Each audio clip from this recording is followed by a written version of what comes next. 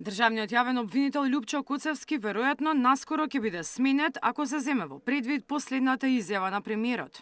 Што се однесува до Куцевски, почекајте и ќе видите. Мицковски за реформите кои се бараат во правосудството рече дека нема ништо суштинско во нив, туку се во насока на зголемување на буџетот. Ако јавноста смета дека со таков рейтинг судиите и обвинителите треба да добијат повисоки плати, тогаш тој ќе ја донира и својата. Недозволиво е според премиерот како држава да одвојуваме поголем буџет од најразвиените земји во Европската унија. Треба да вратиме повеќе од 2 милиарди евра, некој кој што душмански ја задолжувал државата и неродените генерации. Ако вие мислите дека, или јавноста, ја повикувам јавноста, нека каже, ако мисли дека треба да ги дуплираме платите на обвинителите и судиите, слободно кажете. Еве, јас ќе донирам мојата плата. За обвинителите, ама нека судат барем и обвинуваат согласно закон, а не како што прават до сега. И знам дека ќе излезат сега и ќе ме нападнат и ќе ме обвинат и ќе речат Мицко е ваков, таков, онаков, во ред, се е тоа во ред. Но не можам, едноставно моралот не ми дозволува да се согласам на зголемување на плати на луѓе кои што има никаков рейтинг.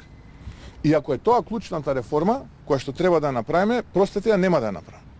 Коментирајќи го извештајот на Европската комисија, премиерот оцени дека Македонија и по смената на името и ветувањето од Брисел се наоѓа на истата позиција како пред 25 години.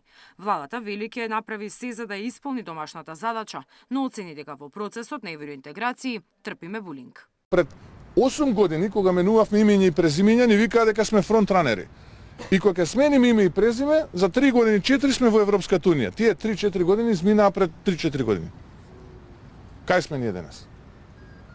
Онаму кај што бевме пред 25 години.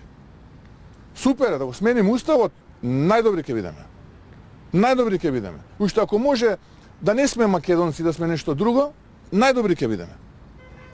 Онака како што некој ни прави булинг и сака да ја стопира Македонија да напредува во Европската унија. Тоа нема да го дозволиме. Оваа влада тоа нема да го дозволи. Додека сум јас таму, кој ќе дојде друг, нивна работа.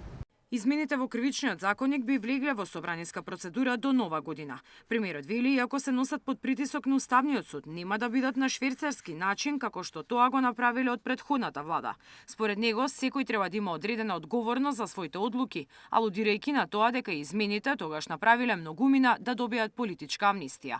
Мирјана Давидовска, Сител телевизија.